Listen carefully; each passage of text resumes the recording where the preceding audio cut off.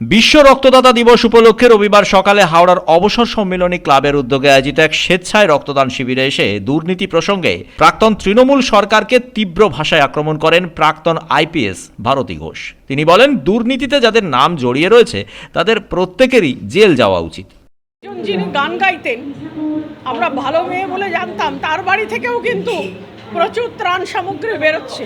মানে ক্ষমতায় আসার পরে এটা এক একটা দানব রূপে পরিণত হয়েছে, যেখানে সাধারণ মানুষ একটা তেপলের জন্য সে আকুতি মিনতি করে। আপনারা জানেন যে ঘর যখন ঝড়ে পড়ে যায় তখন একটা তেপল মানুষের জীবন বাঁচাতে পারে। সেই সমস্ত ত্রাণ সামগ্রী আমফানের পরে এরা নিজেদের ঘরে মজুত করেছে এবং মজুত করে ভালো আছে। এদের প্রত্যেকের জেল যাত্রা হওয়া উচিত। প্রত্যেকে এভরিবডি জেলের হাওয়া খাওয়া উচিত। যারই বাড়িতে ত্রাণ পাওয়া যাবে, যারই বাড়িতে টাকা পাওয়া যাবে, যেই গিয়ে আগে ধমকেছে এবং কারোর বাড়ি অকুপাই করে নিয়েছে, কারোর জমি অকুপাই করে নিয়েছে, যখন এই ধরনের কাণ্ড হবে তখন এদের চোখ বন্ধ করে জেলে পাঠানো উচিত। জেলের হাওয়া এদের খাওয়া উচিত। মানুষকে যেভাবে এদিন তিনি বাংলার প্রাক্তন মুখ্যমন্ত্রীর নাম না করে দুর্নীতির মক্ষীরানী বলে আখ্যা দেন। এই রক্তদান শিবিরে উপস্থিত ছিলেন রাজ্যের মন্ত্রী উমেশ রায়। তিনিও এদিন সাংবাদিকদের মুখোমুখি হয়ে হাওড়ার উন্নয়ন প্রসঙ্গে বিভিন্ন প্রশ্নের উত্তর দেন।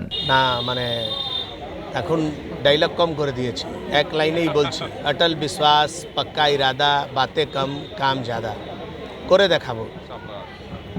ভারতবর্ষে 2 বছর আগে যখন স্বচ্ছতা সার্ভে হলো, হাওড়া হলো দেশের সবথেকে নোংরা শহরে 1 নম্বরে। আর এই হাওড়া শহরের সবথেকে নোংরা বিধানসভা উত্তর হাওড়া। এবার আপনি বুঝুন যে উত্তর হাওড়ার এমএলএকে নগর উন্নয়ন মন্ত্রী করেছে, তার মানে বুঝতে পারছেন সবথেকে আগে এটা পরিষ্কার করে। আমরা তো জানি যে নাগরিক পরিষেবা বিঘ্ন হলে কি হয়। লোক এই গরমকালে ছুটি চায়, আমার এলাকার লোক বর্ষাকালে ছুটি চায়। ছাত্রছাত্রীরা বলে যে আমাদেরকে মানসুন ভ্যাকেশন দিন, আমাদের সামার ভ্যাকেশন লাগবে না, কেন যে সারা 3 মাস তো ঘর ডুবে থাকে জলের মধ্যে। আগামী 3.5 বছরের ভিতরে আমরা স্ট্রম ওয়াটার ড্রেনেজ সিস্টেমকে নিয়ে একটা মাস্টার প্ল্যান তৈরি করেছি, যেটা এই বছরই অ্যাপ্রুভ হবে। এই মাস্টার প্ল্যানে 4700 কোটি টাকা দিয়ে আমরা হাওড়া শহরের জল নিকাশি ব্যবস্থা আপডেট করব। উত্তর হাওড়ায় নতুন জল প্রকল্প শুরু হয়েছে, সেটা অক্টোবর মাস থেকে বাড়ি বাড়ি জল যাবে। ফরসা রোড গঙ্গা ধার নবীনীকরণ সৌন্দর্যীকরণ কাজ হচ্ছে। দুর্গাপূজার পর থেকে বা দুর্গাপূজার সময় থেকেই আমরা হাওড়ার সমস্ত রাস্তা একদম আপডেট চাকাচক করে দেব। যেখানে প্রয়োজন সেখানে ফ্লাইওভার হবে, যেখানে প্রয়োজন রিং রোড হবে।